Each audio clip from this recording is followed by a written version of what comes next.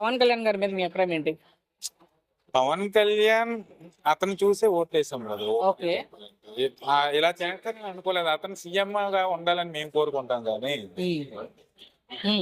వేరే వాళ్ళకి ఊడిగా చేస్తామంటే మేము ఎందుకు వేస్తాం ఇంకా అది ఓపెన్.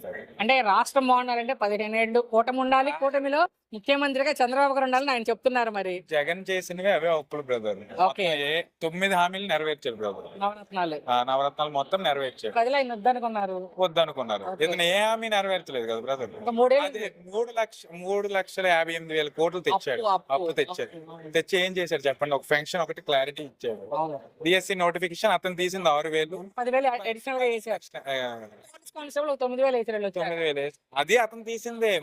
అప్పుడు ఆపింది, ఇక్కడ వచ్చింది. ఆపింది వచ్చింది అంత. వాళ్ళే కేసేసారు కదా. తెలిసి ఐడియా ఉంది. టీడీపీ వాళ్ళే కేసేసారు కదా. అప్పుడు ఆపింది, ఇప్పుడు వచ్చేది. ఇక్కడ ఆపింది వచ్చింది. సరే, మనం పవన్ కళ్యాణ్ గారి వరకే మాట్లాడుకుంటే, సో ఆయన శాఖ పరంగా చూస్తుంటే పెద్ద పెద్ద కటౌట్లు పెట్టారు. మరి మీరు చూసారు లేదో, 7,000 సిసి రోడ్లు వేసామని చెప్పి కనిపిస్తుంది. నిజంగా గ్రామాల్లో రహదారులు పడ్డాయా? మా ఊర్లో అయితే పడ్డాయి. మంచిది, అదన్నా జరిగింది. అయితే ఇప్పుడు ఆయన తెలంగాణలో కూడా పోటీ చేస్తానంటున్నారు పవన్ కళ్యాణ్ గారు. తెలంగాణలో అవ్వదు. నిన్ననే పార్టీ కూడా రీఓపెన్ చేశారు. ఏమైనా అది అవ్వదులేండి బ్రదర్. అవ్వదు. ఎందుకు? అక్కడ ఆయన ఓటు ఉంది, ఆయన అభిమానులు ఉన్నారు అక్కడ కూడా.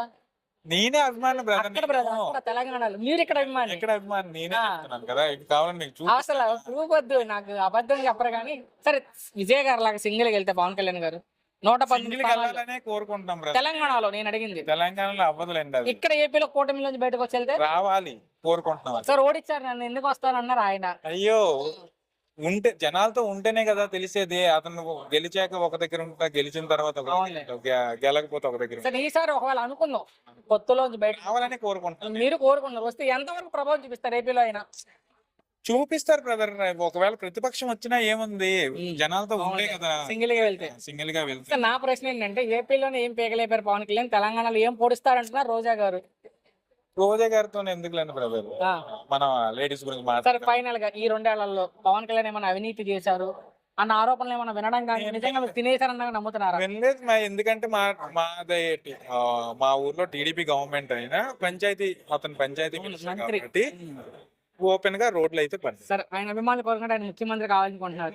10-15 ఏళ్ల కన్నా అయ్యే అవకాశం ఉంటది ఖచ్చితంగా. సింగిల్ గా వెళ్తే ఇలాగ ఉంటే మాత్రం ఎప్పుడు అవ్వదు. చివరిగా 1 word అబౌట్ పవన్ కళ్యాణ్ గారు అంటే ఒక్క మాటలో, అంతే.